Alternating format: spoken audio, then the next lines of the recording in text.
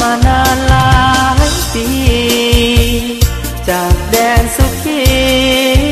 แล้วนี้มาอยู่ที่อื่น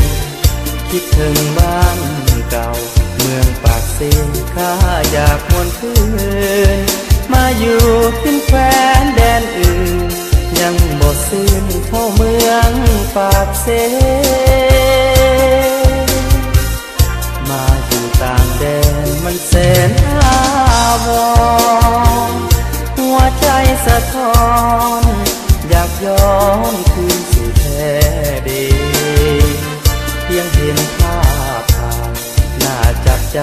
สาวเมืองปากเสียเบิ่งผู้ใดก็มีเสน่ห์สาวเมืองปากเสียหอยยิ้มก็หวานเมืองปากเสียงามเดทิ้งผ่านบ้านสองน้ำเสไหลนองสู่น้ำคองเป็นกองจอดกันสายยันคอยคำเมืองลำน้ำเป็นหน้าสุขสันต์เสียงโลดเสียงเฮือดังลานก้องสนั่นมันน่าสุขใจคอยอยากหวนคืนมาหาบ้านเฮาทุกแรงคำเศร้าบ้านเฮาแสนซื่นสุดใจหนทางลาดยางค่ำคืนยามแอบเลียบแสงไฟงามหลายปากเสยยุคใหม่สีวิไลหนึ่งในอาณา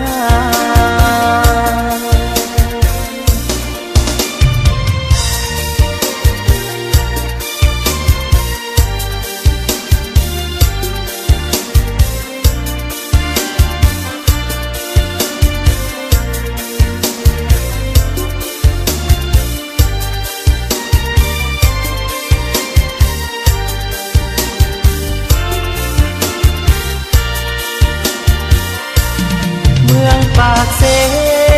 งามเดที่ผ่านบ้านสองน้ำเสไหล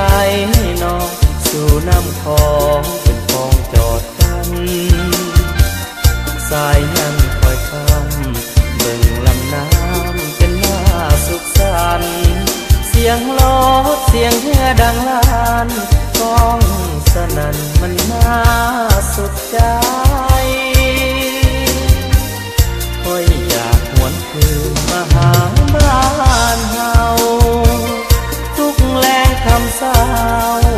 บ้านเฮาแสนซื่นสุขใจหนทางลาดยางค่ำคืนยามแอบเลียบแสงไฟงามหลายปากเสยยุคใหม่สีวิไลหนึ่งในอาณา